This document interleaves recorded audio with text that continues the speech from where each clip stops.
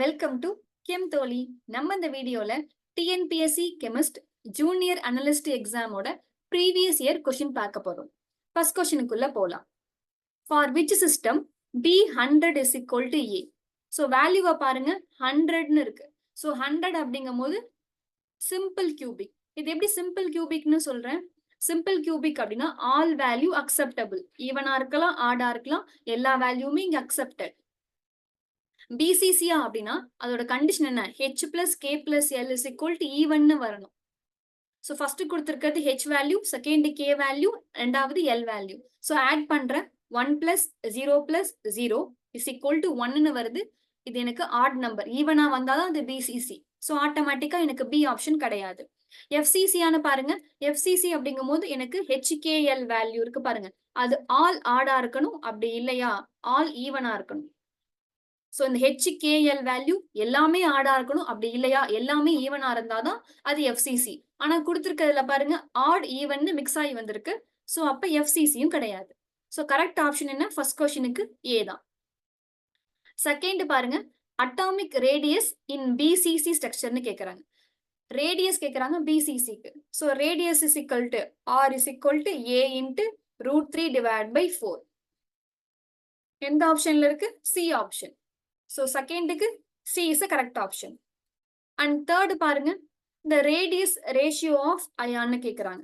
radius ratio அப்படிங்கும் போது formula கேக்குறாங்க. radius ratioட ஃபார்முலா கேக்குறாங்க.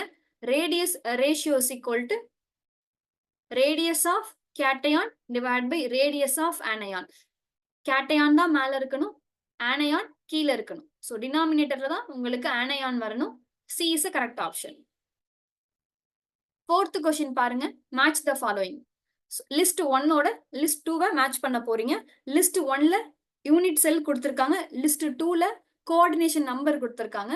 சிம்பிள் கியூபிக் அப்படிங்கும் போது அதோட கோஆர்டினேஷன் நம்பர் 6. பிசிசி அப்படிங்கும் போது coordination number 8. FCC 12 and hexagonal also 12. So அப்ப ஏக்கு 3 வரணும் அண்ட் பிக்கு 4 வரணும். ஸோ ஏக்கு 3, பிக்கு 4 அண்ட் சிக்கு 1 and HCPக்கு 2. B is the correct option. Fifth question பாருங்க, pick out the extensive property. So extensive property அப்படிங்கிறது depend on amount of substance. extensive propertyலாம் எதெல்லாம் ஒரு பொருளோட அளவை பொறுத்து இருக்கோ அதெல்லாம் extensive propertyன்னு சொல்லுவோம். depend upon amount of substance. So கொடுத்துருக்க ஆப்ஷனை பார்த்தீங்க அப்படின்னா ஏ தான் கரெக்ட் ஆப்ஷன். மிச்சம் எல்லாமே ப்ரெஷரா இருக்கட்டும், விஸ்காசிட்டியா இருக்கட்டும், டென்சிட்டியா இருக்கட்டும், இது மூணுமே எதை பொறுத்து இருக்காது? அளவை பொறுத்து இருக்காது, எவ்வளோ ப்ரெசென்ட் ஆயிருக்கு அப்படிங்கிற அந்த அமௌண்ட்டை பொறுத்து இருக்காது. A is a correct option. அப்ப பி, டி, சி இது எல்லாமே என்னன்னு சொல்லலாம்? இன்டென்சிவ் ப்ராப்பர்ட்டின்னு சொல்லலாம். இது மூணும் இன்டென்சிவ் அண்ட் மாஸ் மட்டும் எக்ஸ்டென்சிவ் ப்ராப்பர்ட்டி. சிக்ஸ்த் கொஸ்டின் பாருங்க, சிஎஸ்சிஎல் வடிவமைப்பு, அதாவது ஜாமெண்ட்ரி ஆஃப் சிஎஸ்சிஎல் கேக்குறாங்க. It's a body centred cubic. BCC தான் அதோட ஜாமெண்ட்ரி. செவன்த் கொஸ்டின் பாருங்க, the coordination number of HCP ஸ்ட்ரக்சர்னு கேக்குறாங்க. ஹெச்சிசிபியோட coordination number, hexagonal closed packed ஸ்ட்ரக்சரோட கோஆர்டினேஷன் நம்பர் கேக்குறாங்க. 12 is a correct one. 8 பாருங்க,